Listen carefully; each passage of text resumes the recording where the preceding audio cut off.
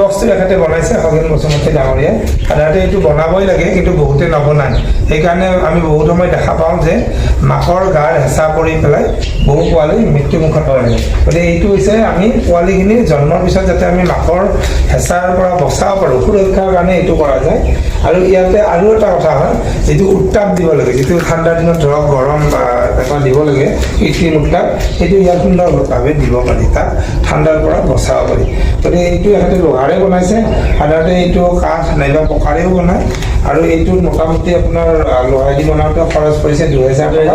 আৰু ইয়াতে এটা সুৰুঙা থাকে, এই সুৰুঙাটো দি পোৱালিবিলাকে ওলোৱা সোমোৱা কৰিব পাৰে। যেতিয়া মাকে খেদিব পোৱালিবিলাক নিজে সোমাই যায়। আকৌ যেতিয়া খাবৰ মন যাব গাখীৰ, তেতিয়া পোৱালিবিলাক সুৰুঙাটো দি ওলাই আহি মাকৰ গাখীৰ খাব। আকৌ ভিতৰত নিজকে সুৰক্ষিতভাৱে ৰাখে।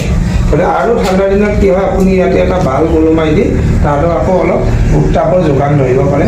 বা বস্তা যদি আপুনি ওপৰত ৰাখি দিয়ে, তেতিয়া ঠাণ্ডাৰ পৰা অকণমান বাচাই ৰাখিব পাৰে। গতিকে এইটো খুব সুন্দৰ ব্যৱস্থা। আৰু মই সকলোকে আহ্বান জনাইছোঁ, এনেকুৱা কম খৰচ ক্ৰিপ বক্স যাতে আপোনালোকে বনাই লয়। আৰু মই এই সুযোগতে আমাৰ খগেন বসুমতী ডাঙৰীয়াক ধন্যবাদ জনাইছোঁ আৰু শুভেচ্ছা জনাইছোঁ। তেখেতে এই গাহৰি পালনৰ ব্যৱসায়টো তেখেতে খুব সুন্দৰভাৱে তেখেতে ছাকচেছ হওক। আৰু তেখেতে বেলেগ খেতিয়কৰ কাৰণে, বেলেগ গাহৰি পালনৰ কাৰণে আদৰ্শ হওক।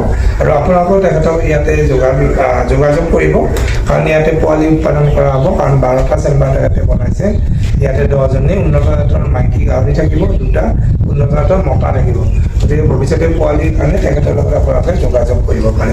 ডেকা ছাৰ আচলতে এটা কথা কৈ দিওঁ, ডেকা ছাৰ মানে আচলতে আমাৰ খুব কম দিনৰ চিনাকি নহয়, বহুত বছৰৰ পৰা চিনাকি। তেখেতসকলে আমাৰ গাঁৱত এই সৰু সৰু প্ৰশিক্ষণবিলাক দিয়ে, আৰু সেই প্ৰশিক্ষণবিলাক লৈ পেলাই আমি যথেষ্ট অনুপ্ৰাণিত হৈছোঁ। অনুপ্ৰাণিত হৈ পেলাই আচলতে এইবিলাক কৰিব পাৰিছোঁ। আৰু এই বস্তুটো আমি ক্ৰিপ বক্সটো আপোনালোকক এইটো কাৰণে কওঁ, কম খৰচত বনাবৰ কাৰণে এনেকৈ বনাব পাৰে। 12টা চেম্বাৰৰ কাৰণে মই এনেকৈ ক্ৰিপ বক্স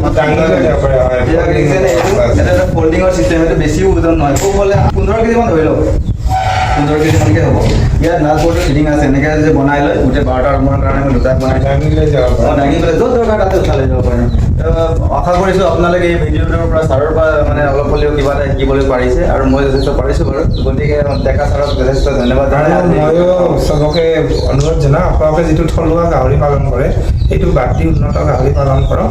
কাৰণ এই বৰকছাৰী গাঁওখনত আমি প্ৰথমতে থলুৱা গাহৰি যিটো ছিষ্টেম আছিল সেইটো উঠাই ইয়াতে উন্নত গাহৰিৰ আমি পালনৰ ব্যৱস্থাটো কৰিছিলোঁ 18 চনত, আৰু গাঁৱৰ ৰাইজে তেনেকৈ কৰি আছে। গতিকে আমি খুব ভাল পাইছোঁ এইটো, আৰু এটা জাগৰণ এটা আহিছে।